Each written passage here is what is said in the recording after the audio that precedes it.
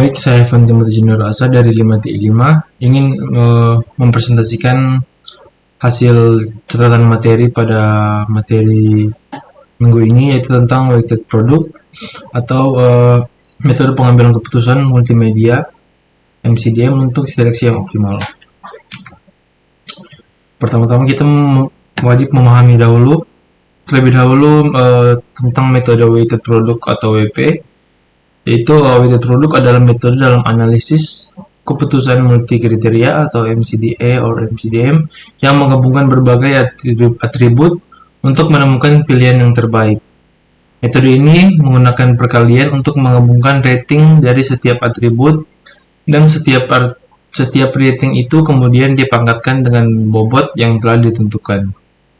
Lalu bobot yang dapat diartikan sebagai faktor keuntungan atau positif, juga biaya sebagai negatif, dan tergantung pada dampak dari atribut tersebut dari setiap tujuan akhir. Lalu berikutnya ada rumus dasar dari metode weighted product, yaitu weighted product ini mengandalkan dua rumus utama untuk menghitung nilai preferensi. Yang pertama menghitung nilai S dan menormalisasikan nilai preferensi. Jadi pada perhitungan nilai S, di mana SI adalah nilai preferensi untuk alternatif ke I, dan XIJ adalah nilai kriteria ke J untuk alternatif ke I, dan WC adalah bobot untuk kriteria ke J. Dan pada normalisasi nilai preferensi, di mana VI adalah nilai preferensi relatif alternatif ke I, dan penting juga untuk dicatat bahwa jumlah bobot harus sama dengan 1 untuk normalisasi yang tepat. Lalu berikut ada langkah-langkah implementasi metode weighted product, yaitu sebagai berikut. Adalah tahapan sistematis untuk menerapkan metode weighted product dalam pengambilan keputusan multi kriteria. Yang pertama adalah identifikasi kriteria dan bobot terlebih dahulu. Di sini kita menentukan semua kriteria yang relevan dan memberikan bobot untuk setiap kriteria berdasarkan tingkat kepentingannya. Lalu yang kedua, kita menormalisasikan bobot kriteria. Ini menyesuaikan bobot agar totalnya menjadi 1, juga memastikan konsistensi dalam perhitungan selanjutnya. Dan yang ketiga ada hitung nilai vektor S. Ini digunakan untuk rumus perkalian rating atribut yang dipangkatkan dengan bobot untuk setiap alternatif. Lalu yang berikutnya, hitung nilai preferensi V. Ini menormalisasikan nilai S untuk mendapatkan nilai preferensi akhir yang akan menunjukkan alternatif terbaik. Lalu ada contoh studi kasus. Di sini mengambil pemilihan restoran terbaik. Untuk memahami aplikasi weighted product, mari kita gunakan contoh pemilihan restoran terbaik. Ini melibatkan 3 alternatif restoran dan 5 kriteria evaluasi. Alternatif restorannya ada UNKE, AMIN, dan EPI, dan kriteria evaluasinya ada C1, rasa makanan, C2, harga, C3, pelayanan, dan C4, kebersihan, juga C5, waktu tunggu. Dan data alternatif dan kriteria sebagai berikut. Ini adalah nilai untuk setiap alternatif restoran berdasarkan kriteria yang telah ditetapkan. Nilai ini juga akan digunakan dalam perhitungan weighted product.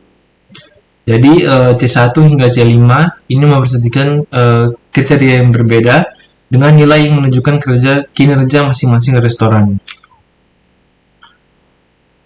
Langkah awal kita harus menentukan bobot kriteria dulu terlebih dahulu dan mengidentifikasi apakah kriteria tersebut bersifat keuntungan atau biaya atau negatif. Dan yang pertama ada skala bobot. Jadi bobot ini diberikan pada skala 5 yang sangat penting hingga 1 atau tidak penting. Jadi ini merefleksikan prioritas keputusan, dan juga bobot kriteria yang ditetapkan adalah C1 sama dengan 5, C2 sama dengan 3, C3 sama dengan 4, C4 sama dengan 4, dan C5 sama dengan 2. Ada juga beberapa jenis kriteria, yaitu pertama kriteria keuntungan atau C1 atau rasa makanan, C3 pelayanan, C4 kebersihan, dan ada kriteria biaya, C2 harga, dan C5 waktu tunggu. Masuk ke tahap kedua, yaitu normalisasi bobot kriteria. Ini adalah langkah krusial untuk memastikan bahwa total bobot kriteria adalah 1 dan penting untuk perhitungan selanjutnya dalam metode weighted product. Jadi yang pertama ada total bobot, lalu rumus normalisasi, dan penggunaan bobot. Jadi pada rumus normalisasi, setiap bobot kriteria atau WJ dibagi dengan total bobot untuk mendapatkan bobot yang sudah ternormalisasi. Lalu pada penggunaan bobot, ini bobot yang sudah ternormalisasi akan digunakan sebagai eksponen dalam penghitungan nilai vektor S. Lalu masuk ke tahap berikutnya, yaitu sekarang kita akan menghitung nilai vektor S. Jadi setelah bobot berhasil dinormalisasi, langkah selanjutnya adalah menghitung nilai vektor S untuk setiap alternatif, yang merupakan inti dari metode weighted product ini. Jadi contoh perhitungan untuk restoran studi kasus ini seperti berikut, yaitu C1 atau rasa makanan 42, C2 harga 66, C3 atau pelayanan 60, C4 atau kebersihan 75, dan C5 atau waktu tunggu sama dengan 2,355. Jadi rumus untuk nilai S untuk angka ini adalah S1 kita mengikuti dari C1 sampai C5. Jadi S1 lalu 42, 66, 60, 75, dan 2,335 atau 2355. Jadi di mana ada W1, W2, W3, W4, W5, ini adalah bobot yang sudah dinormalisasi dari tahap sebelumnya, yaitu tahap 2. Dan yang terakhir, tahap yang terakhir atau langkah yang terakhir adalah menghitung nilai preferensi atau preferensi relatif atau VI untuk setiap alternatif yang akan menunjukkan restoran terbaik berdasarkan kriteria yang telah ditetapkan. Jadi di sini menggunakan rumus preferensi, yaitu VI yang dihitung. Jadi VI sama dengan ini mengambil nilai S alternatif tersebut dengan jumlah total nilai S dari semua alternatif.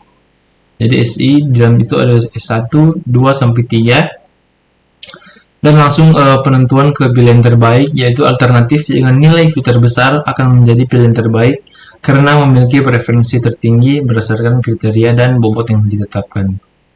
Sekian dari saya, jika ada salah kata mohon dimaafkan dan terima kasih.